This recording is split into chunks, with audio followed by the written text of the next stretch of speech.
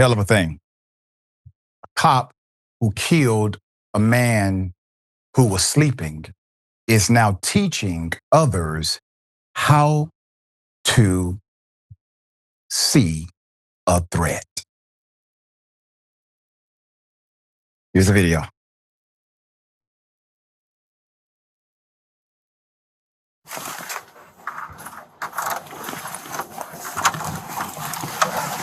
Police search warrant! Police search warrant! Police search warrant! Hands! Get on the ground! Get on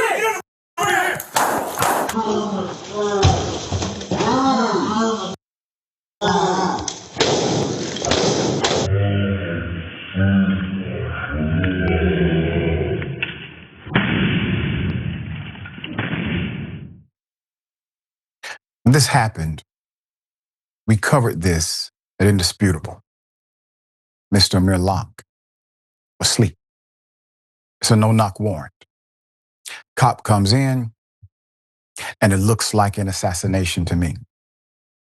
Looks like a murder. If you would have done it, if I would have done something like that, we all go to jail. But this officer gets to teach, instruct on how to see a threat in advance. There's more video. Officer Mark Hanneman shot Mr. Amir Lock during a no-knock warrant. And that no-knock warrant has been questioned, obviously, by authorities as relevant. Put up the picture full mask. Why do we have no-knock warrants? I want to talk sensibly to those who love freedom and justice. The Minneapolis cop who fatally shot the unarmed black man who was sleeping on his cousin's couch, is dead because of this thing called a no-knock warrant. A police raid is now in charge of the department's use of force training program. No-knock warrants would indicate that whatever you have to do, whatever you need to find, whatever evidence you need to retain is so much more important than the human being or human beings on the inside of that facility living to see another day. But the court system proclaims that you are innocent unless proven guilty by a court of law. So everybody based on statute is innocent. So you mean to tell me that innocent lives can be leveraged for the sake of courtroom evidence, no-knock warrants? If it's to make sure you get the drugs before they flush the drugs down the toilet, and this is what they would typically say.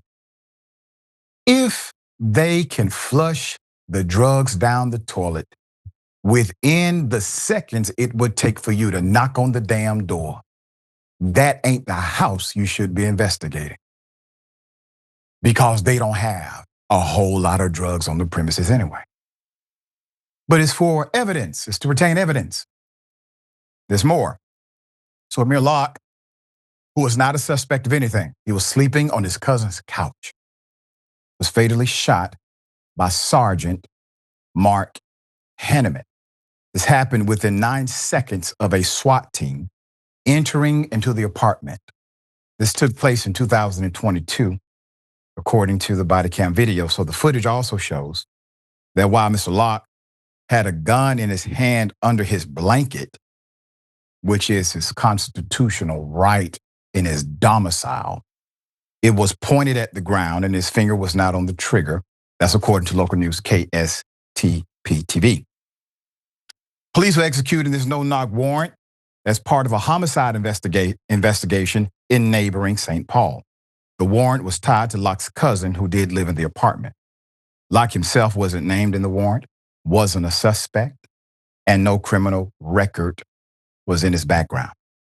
He was staying there temporarily and reportedly worked as a DoorDash driver.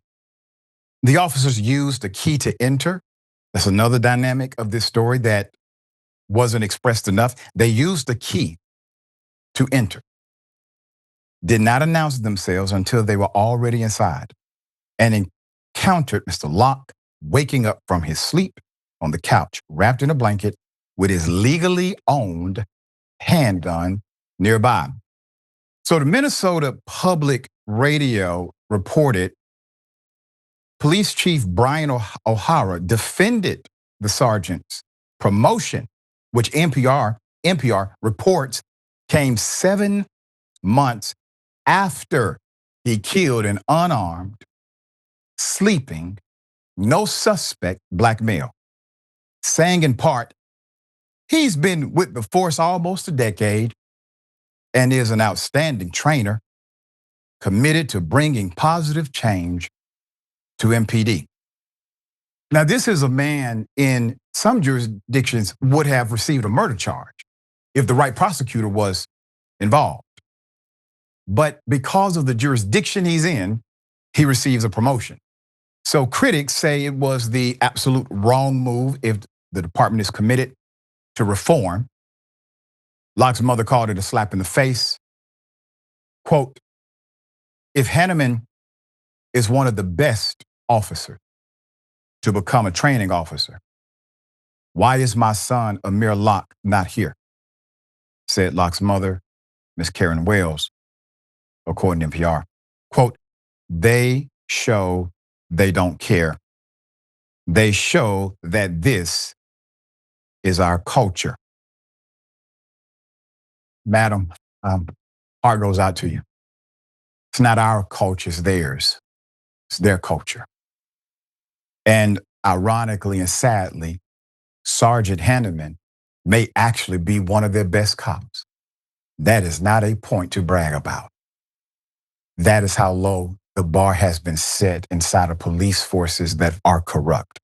Hanneman did not face any charges for the death of Mr. Locke, not even negligent homicide. Prosecutors said that at the time, there was insufficient admissible evidence to file criminal charges. Quote, with all the available evidence, we would not be able to prove in court that Officer Hanneman's use of force was not authorized under the law beyond a reasonable doubt, said Attorney General Keith Ellison at the time. When a prosecutor says, we don't think we can prove the case beyond a reasonable doubt, and all due respect to Mr. Ellison, I have significant respect for the brother, but that is not how you decide to prosecute a case when you are advocating for the people. Will justice be served? Was there an injustice to a victim? Are you not the victim's advocate? It says the people versus. So when a prosecutor says, we do not believe, based on the evidence we currently have, that we can land a win beyond a reasonable doubt, they're saying a few things. Number one, they know the cop is guilty because they did not say this cop is cleared. Number two, they believe there's room to prosecute. It's just not room to get the conviction rate that they so preciously love. Sometimes it's not about the outcome. It's about the willingness to fight for it. Prosecutors released a statement from Hanneman after Locke's death. Quote, in this moment, I fear for my life and the lives of my teammates. I felt in the moment, if I did not use deadly force myself, I would likely be killed. There was no opportunity for me to reposition myself or retreat. There was no way for me to de-escalate the situation, he said. We're highly against him being one of the top officers that should be a training officer, Wells told news outlets. Quote, it was actually as if I'm dealing with a wound that will never heal. And it's like you're just making the wound get bigger and bigger. And so he said all of the textbook defenses that the U.S. Supreme Court has ruled a cop can say. Basically, the cop has a subjective standard. It doesn't have to make sense to you or me. If it makes sense to the cop gets away with it. And so as long as the cop says, oh yeah, He had a toy. I thought it was a gun. I was in fear of my life. I killed him. The cop doesn't get charged because it's subjective. It is interesting. He said he could not de-escalate, but you created the whole scenario. The whole scenario was engineered, orchestrated, planned, blueprinted, executed by you. There's more. In a statement to KSTP, Chief O'Hara said, quote, he understands the concerns, but added, Hanneman's involvement will advance culture change within the department. O'Hara said Hanneman was promoted before his arrival and that after an investigation, he approved of the promotion. So many, in addition to the family, are upset, obviously, quote, with no explanation as to why. Jacob Fry and Chief O'Hara selected an officer who killed a resident to lead use of force training.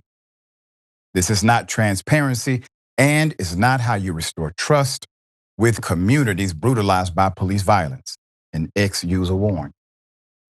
Quote, Police Chief Brian O'Hara defended the decision to make Sergeant Mark Hanneman the head cop in charge of teaching other cops when, where, and how to use force, claiming he's, quote, an outstanding trainer committed to bringing positive change in PD. Another posted. So the Locke family is suing, thank God, the city, accusing the police department of violating Amir Lock's civil rights. I will keep you updated on that story. All right, Yasmin, thoughts? Yeah, it's unbelievable that not only did this cop kill a sleeping unarmed black man, not only did the cop suffer no repercussions, but now he's being upheld as being so good at his job that he now gets to train other cops. So the police departments aren't going to take accountability for their actions anytime soon, and I think we know that. They don't want to, and they don't think that they should have to. For example, all of the fervor from the George Floyd protests, when all of that died down, and when all of the fervor from like the ACAB and the defund the police movements, when all of that died down, these police departments learned the same thing that our politicians already know. And that is just, if you wait out the news cycle, if you can exhaust people's emotions and exploit their empathy, then your problem will just go away eventually. It's really just a war of attrition. Like, who is going to run out of steam first? And unfortunately, in those kind of cases, as we've seen time and time again, is usually going to be the people's movement that gives up first, because it's so hard to maintain the necessary kind of momentum and pressure when you're involving thousands or maybe even millions of people spread out across 3,000 miles. The accountability is not going to come from the cops then. Rather than serving and protecting the people of this country, they see us as their foes, right? They see themselves as the protagonists and we're all the antagonists. And that's not the way that things are supposed to work. At least that's not what they say they're doing, right? If you ask any of them, they will tell you themselves that they are serving and protecting their communities. But I don't know, apparently there's a lot of debate as to how to go about serving and protecting a community. So whoever convinced people that cops are capable of policing themselves was a genius. Like, I don't know how so many people bought into that idea. But the accountability is going to need to come from somewhere else. It's just hard when the corruption and the power greed that permeates police departments is often created, or at least enabled, by the people in higher positions of government. And unfortunately, this isn't something that should be litigated on a case-by-case basis. This is an institutional issue. I know that you know that, Doc. I know that our audience knows that. But that being said, I do hope that this family is successful in their case against the police department here. Very well said. And we have to remind ourselves that the police department is simply one of the various governmental agencies inside of that governmental structure, be it city, county, state. It's just one. Your watershed management department cannot investigate itself. Waste management cannot investigate themselves. If there's money missing from the books, they bring in third party arbitrary dynamic so that the investigation can be proper. But police, for some reason, that government department, not only do they get to investigate themselves, they're the only department that get raises when they have bad numbers. All right, we'll bring you updates as the lawsuit continues.